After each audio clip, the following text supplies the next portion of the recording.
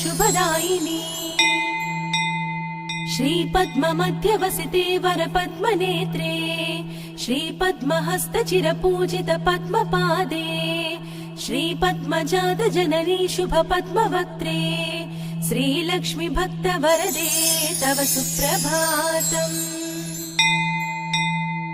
जाम्बोनदाभसमकान्ति विराजमाने तेजोस्वरूपिणि सुवर्ण विभूषणाङ्गी सौवर्ण वस्त्र परिवेष्टित दिव्य देहे श्रीलक्ष्मी भक्तवरदे तव सुप्रभातम्।